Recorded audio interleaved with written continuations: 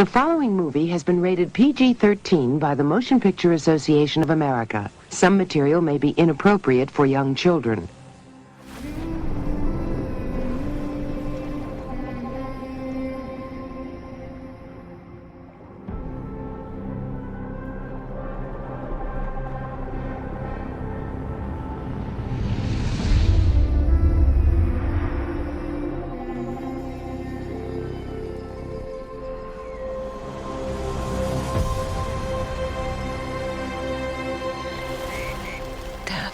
I know you think I'm crazy. Not behind those big rocks. But I feel her.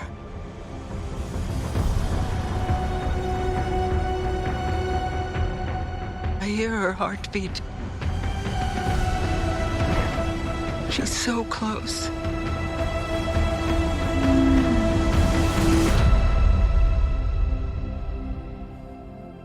So what does her heartbeat sound like?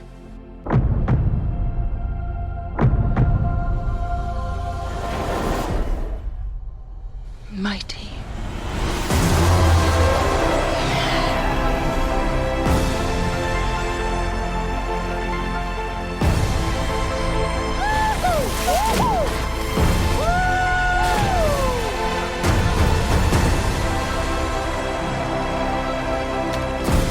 We cannot let you bring your war here.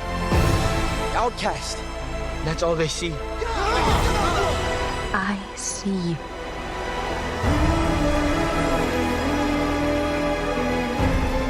The way of water connects all things. Before your birth and after your death. This is our home! I need you with me. And I need you to be strong.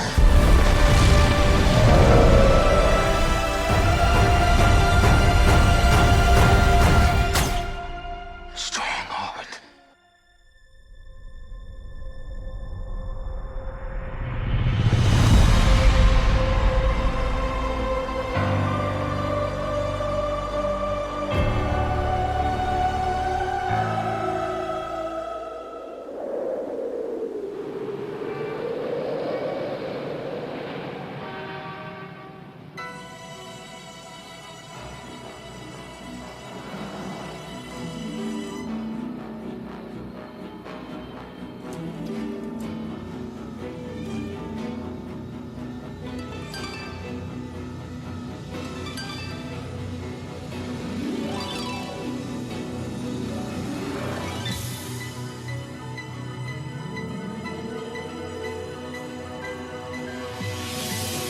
It's the 10th year of my movie month. 30 movies, 30 days. Movie month, 30 podcasts, 30 days. Movie month, 30 movies, 30 days, 30 podcasts. It's year 10.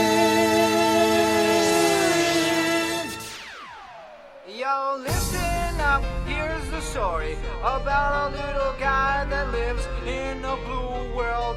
And all day and all night, and everything he sees is just blue. Like him, inside and outside. Blue his house with a blue little window and a blue Corvette. And everything is blue for him and himself and everybody around. Cause he ain't got nobody to listen.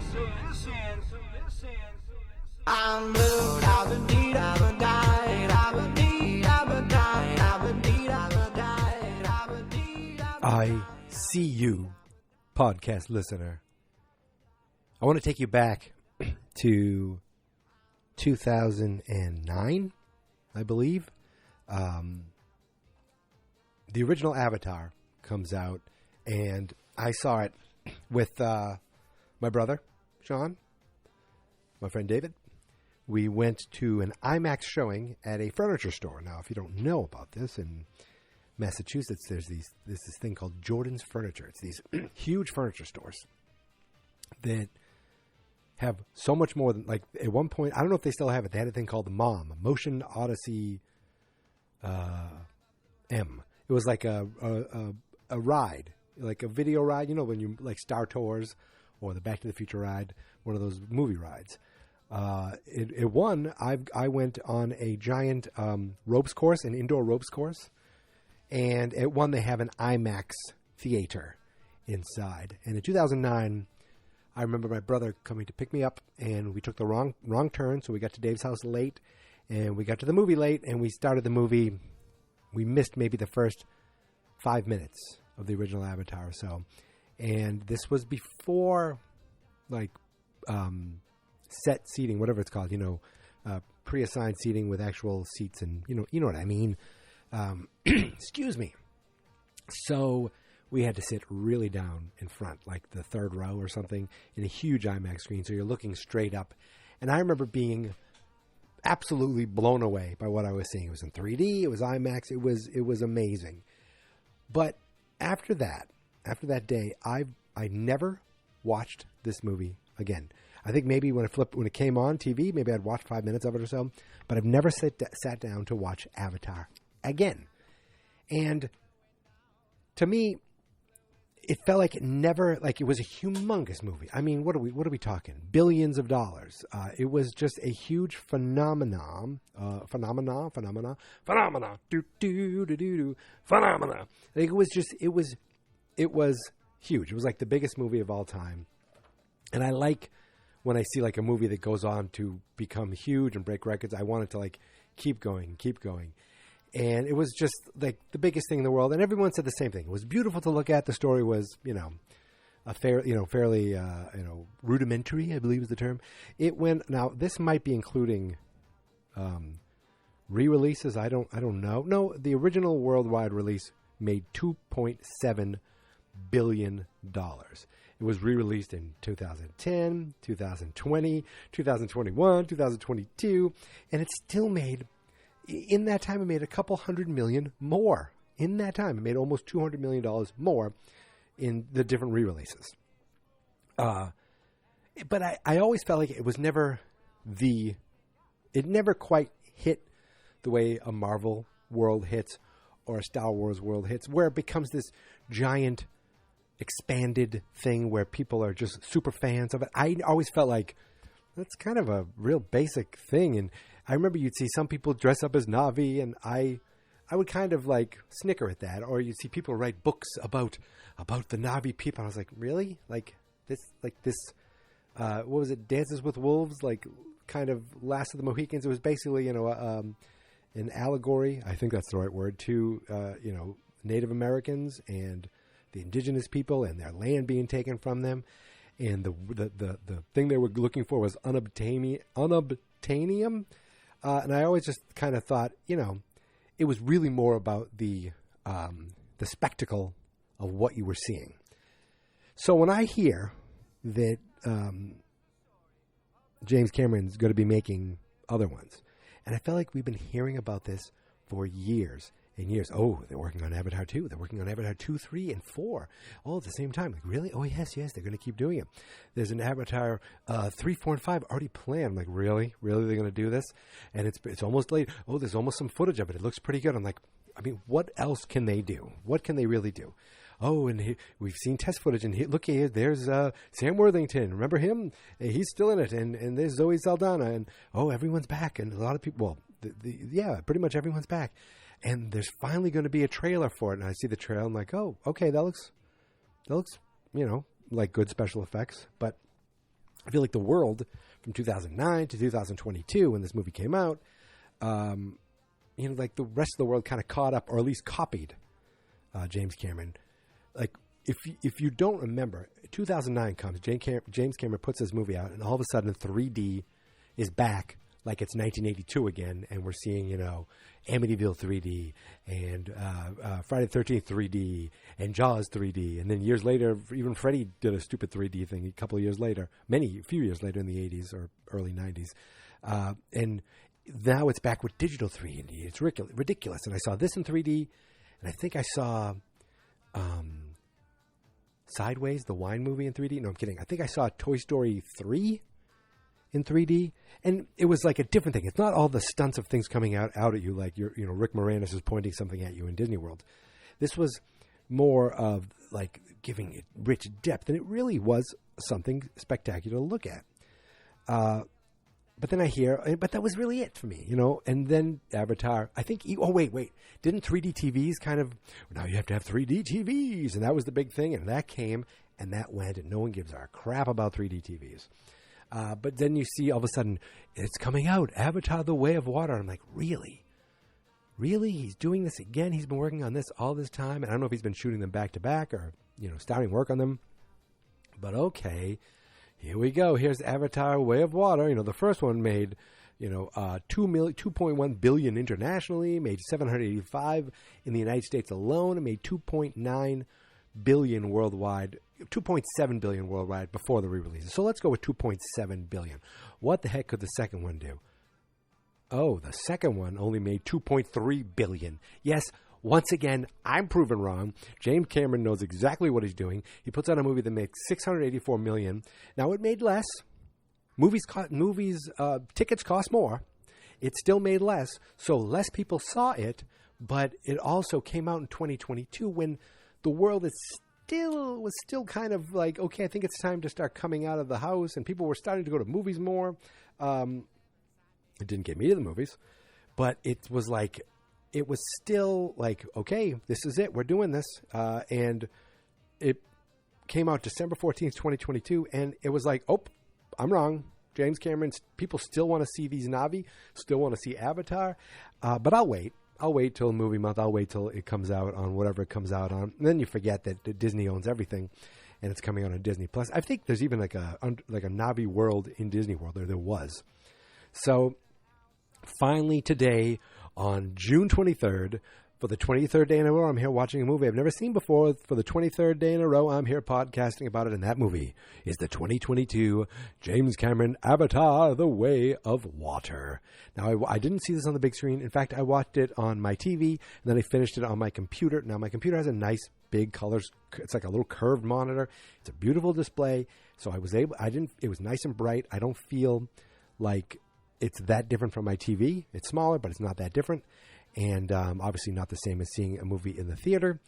But this movie lives up to everything that I heard about it. And it's kind of the same thing. The biggest shock of this movie is that 3 people are credited with screenplay and 5 people are credited with the story. I feel like they sat down in a room, these 5 people, and they banged out the treatment, basically the first draft of this movie, in like an hour.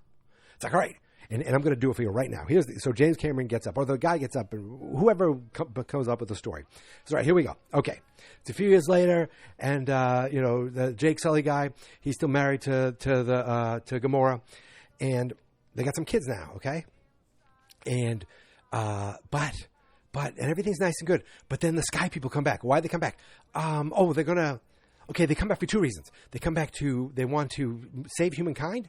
See, okay, now I'm I'm overthinking it. I'm thinking they want to save humankind by taking over the planet and moving everyone there. But that doesn't seem right. Now that I think about it, the real reason they want to come is they're looking for something to help humankind. And what that is we find out later, maybe there's a little more to the story there. You saw this movie, right? I'm spoiling it. So I guess the reason all they are there is to help these fishermen kill whales, basically space whales, and steal this yellow magic goo that literally stops aging in humans. That's the thing. So it's not unobtainium this time. It is, magic space whale goo that keeps you young, I suppose.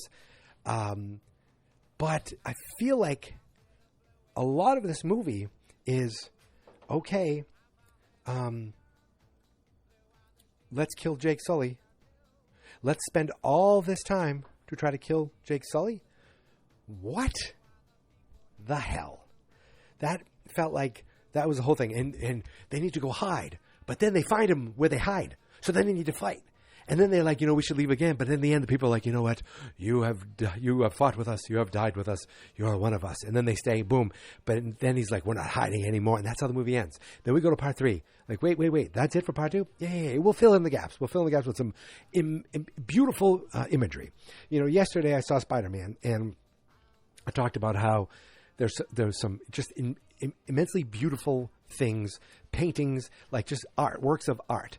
In this movie, it's different because in both movies you're basically looking at some sort of digital drawings, digital creation. But that's like you're watching something that is a drawing. Where in this, even though it's CGI, and I feel like 95% of everything I'm looking at is CGI, except when you see humans, or close-ups of ships. But I feel like even behind them, they're probably on a green screen. But when it's supposed to look real, like you're really looking at something, sometimes that takes away from it. Like when it's a cartoon or you're in an animated world, then it's incredido to see this art as art. But when I want to see something that's real, and I'm thinking, okay, that looks really good, but I still sometimes feel like I'm looking at giant, tall, blue cat digital men and women. But when it went under the water, I like looking at stuff at like that as like that's a technical, not the fact that you kind of can forget about it and everything. Things look like they're actually there. The under the water stuff was spectacular because I'm sure they did stuff underwater, but every creature you're seeing was, I assume, digitally created and added in. And I don't know what they used, but the whale monsters, I don't know what the hell they're called. Tuk, look, I don't know. Black, I really don't remember. Pluk, I don't not remember. But I'm still going to start making noise. Weep, or I was doing that while watching it. Woo! Sorry, I went on a tangent there. The whales, everything under the water looked incredible. So if you're just going in for the spectacle of it, I can imagine it looked amazing on the big screen.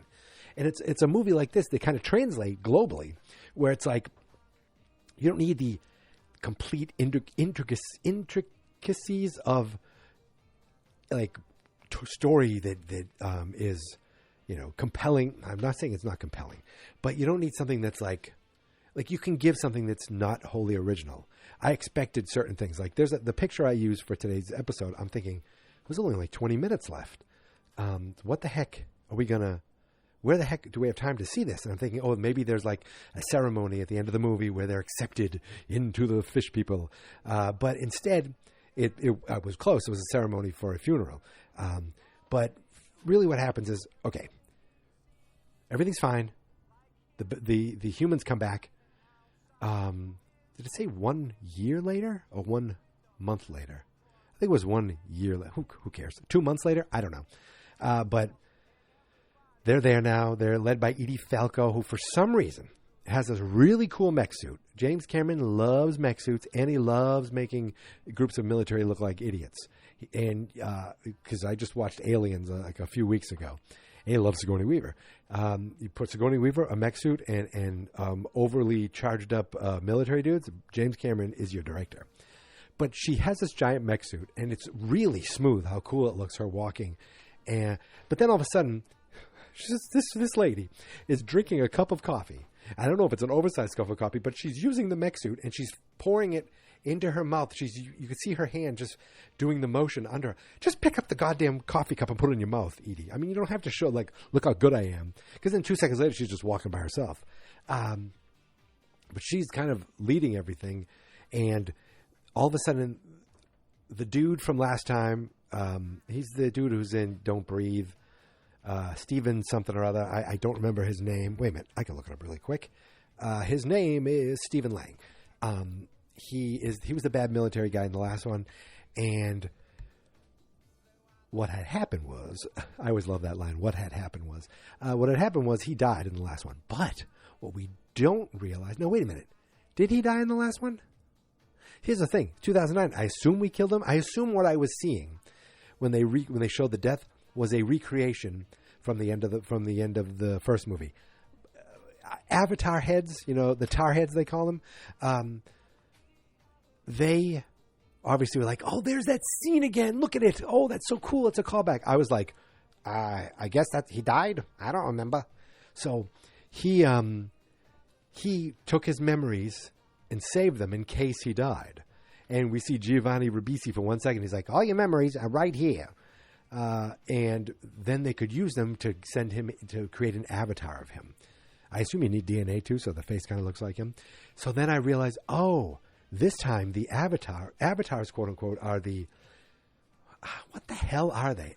Because this is what's confusing to me. I always thought, and I forget, I thought Jake Sully, like he went into this little capsule and his brain would connect to this avatar, this creature, and he would live out, and then he'd come out and go, oh, that's crazy. There's all this stuff going on. But I guess he decided to put all his memory into his head and live there. But then is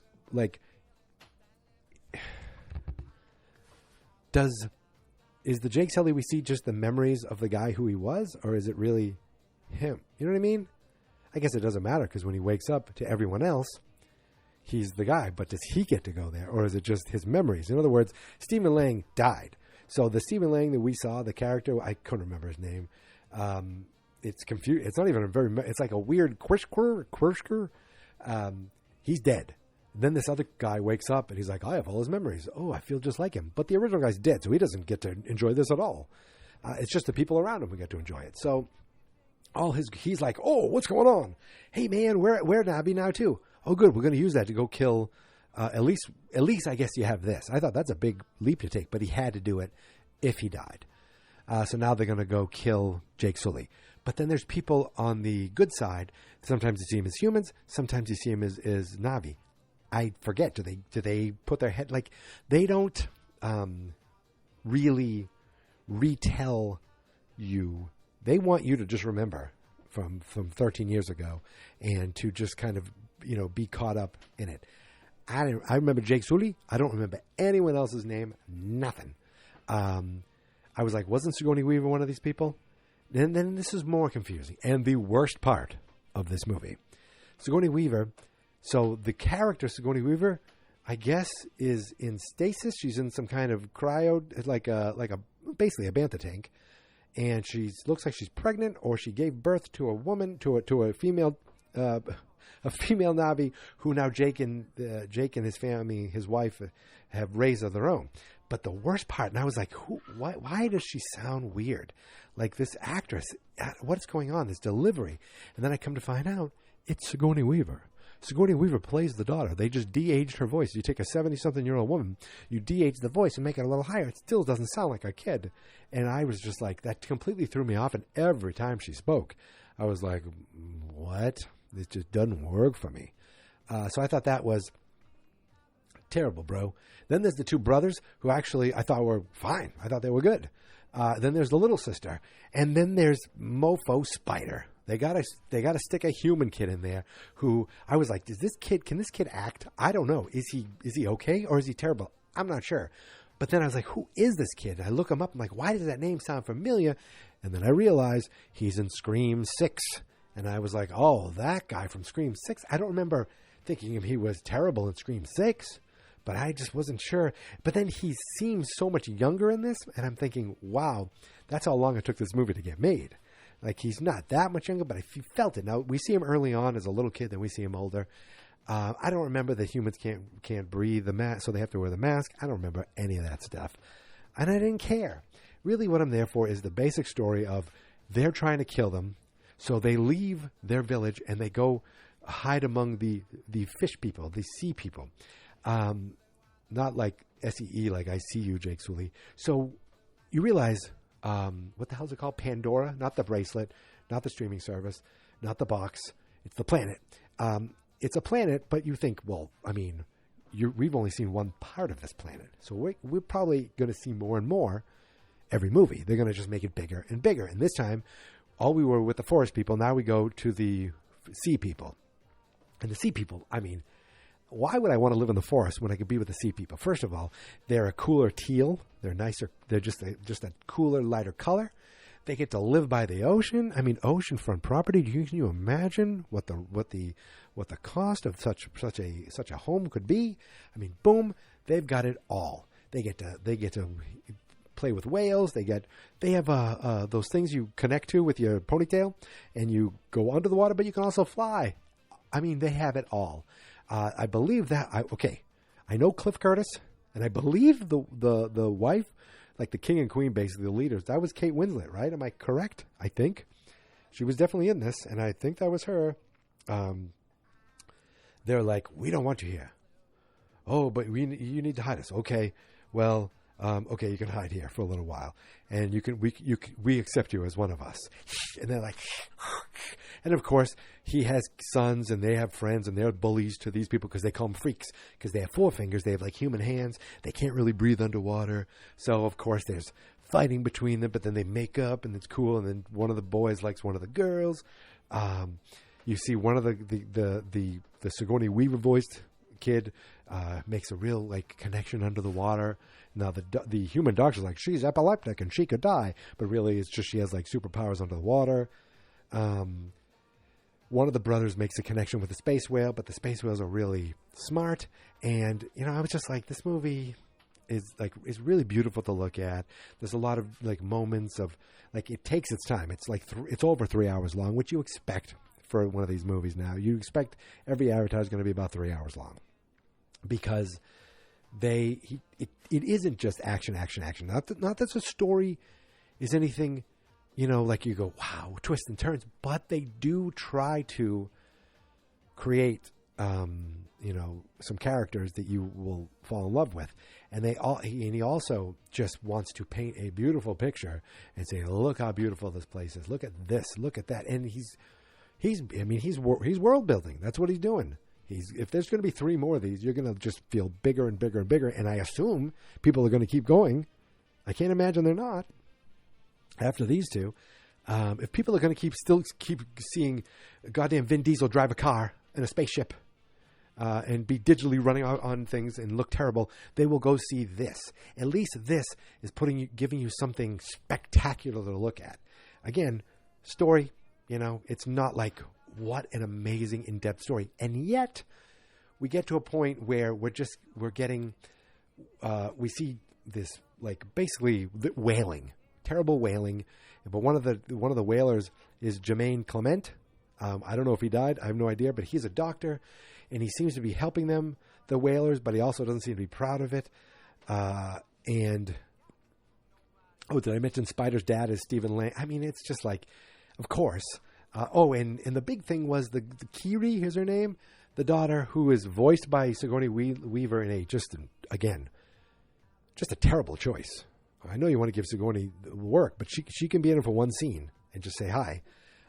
And I don't know if it was Sigourney Weaver's voice and then they did AI and they just, or if they just digitally tweaked it, but yikes upon yikes. I did not like it.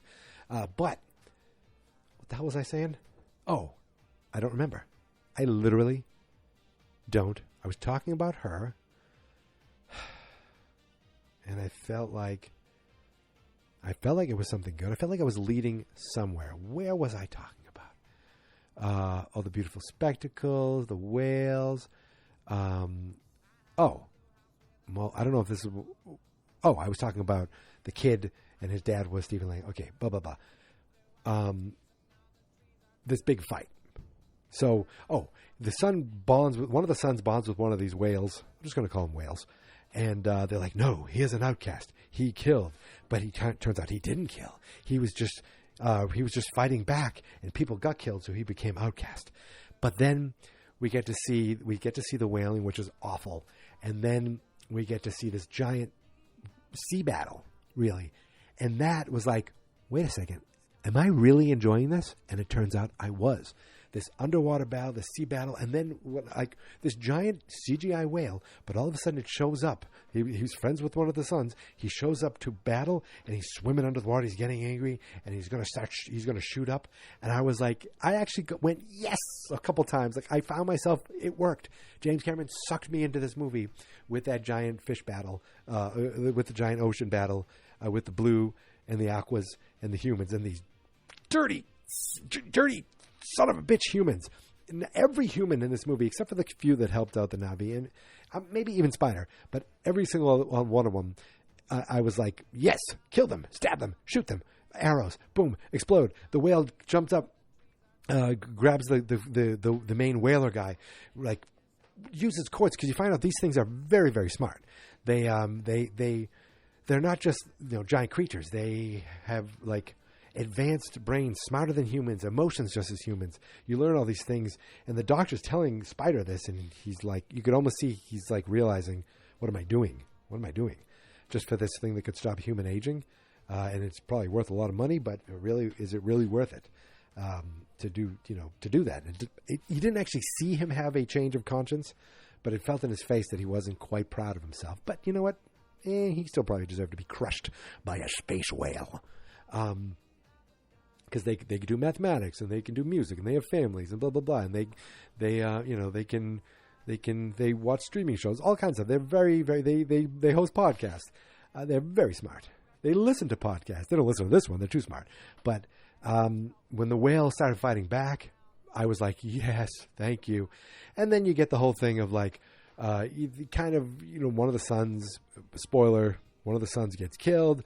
He's like, I got your daughters. I want you, Jake Sully. It's all this, the only thing that bothered me. It felt like all of this was to kill one man. Like, what would that do? Was it so bad? Because I guess they were fighting off this colonization. They were adding trains and all these things. I think they were trying to bring more humans over. And so the Na'vi are trying to fight them off. And so I guess they're thinking, if we kill Jake Sully, all this will stop. Would it? I hope not. But that's how it kind of felt. And the whole thing was, we got to get that one man. We're going to get that one man, that Jake Sully. We're coming for you. And like, it should have been like, I'm Jake Sully, like Spartacus. But I don't understand the whole rigmarole for one blue fella. But that's basically what I was seeing.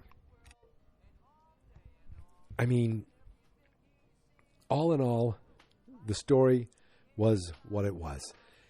It did get me emotionally involved with the family. It did pull at your heartstrings, and the giant ocean battle was spectacular, and all the special effects on the water were just incredible. Better than the stuff I was seeing even at the beginning, was just the Na'vi doing their thing in the forest. I was like, okay, I've seen this. This is, I guess 13 years later, I guess it looks better than the original. I feel like I'd have to go back and watch the original and be like, wow, what? Like, remember, you watch the old Toy Story, then you watch like Toy Story 2 and then Toy Story 3. You're like, whoa, what a difference.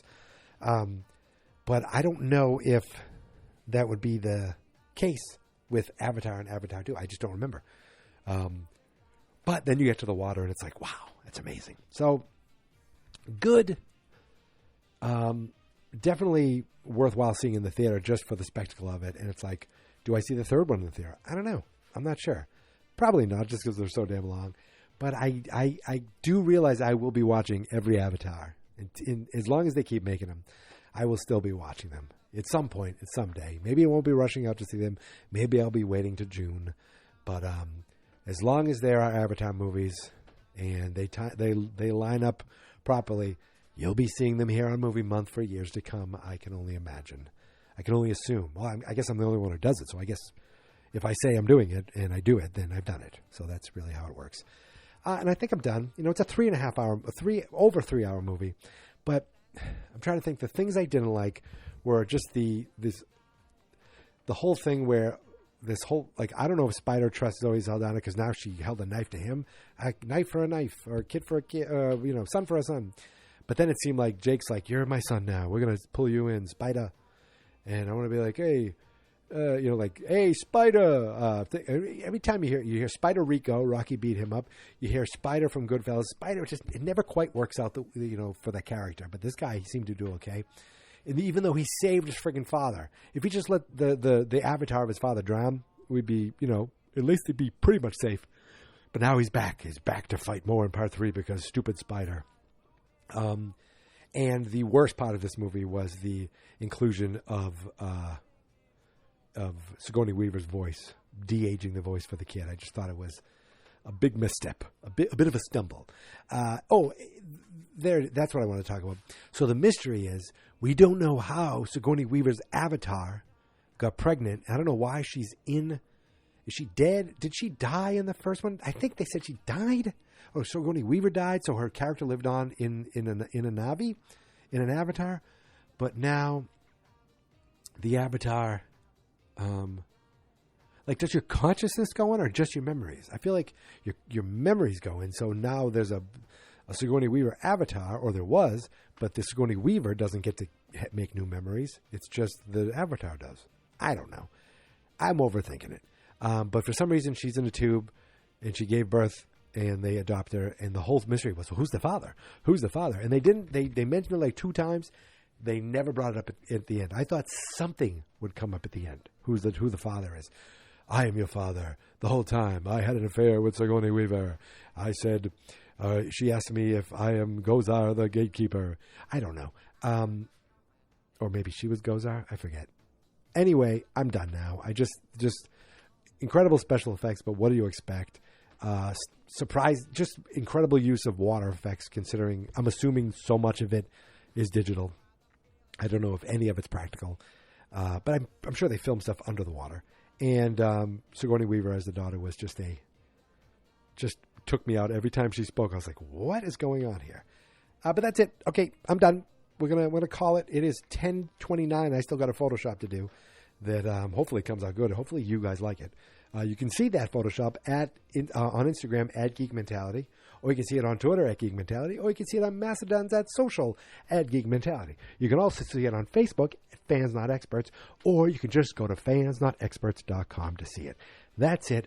I'm going to open up another Fresca, do some Photoshop, get this posted, and get it out to you so that you can enjoy it tomorrow when you're jogging. You're going for a jog. Like, I need something to listen to. Oh, this guy's still doing it? Oh, my God. It's only the 23rd day of the month. Oh, my goodness. Wow, he's really good. I'm going to send him $1. And then you send me $1. I don't know how, but you send me $1. And millions of people do it, and then I become rich and I retire. That's the dream. That is the dream. And there's a reason it's a dream, because you wake up and it doesn't happen. Now send me that goddamn $1. Okay, now I realize that I'm rambling and I'm tired and it's late. And I thank you for listening, and I thank you for subscribing, and I'll see you tomorrow. I'm out of here. So until then, my friends, here is my theme song. This is my podcast. I made it. Geek Mentality's what I named it. And I think you should listen and subscribe, 'cause I'm kinda funny and awesome. I think that I'm worth your time, and I'm kinda handsome. My mom says, please listen and please subscribe. At least listen to this episode. Fans Not Experts.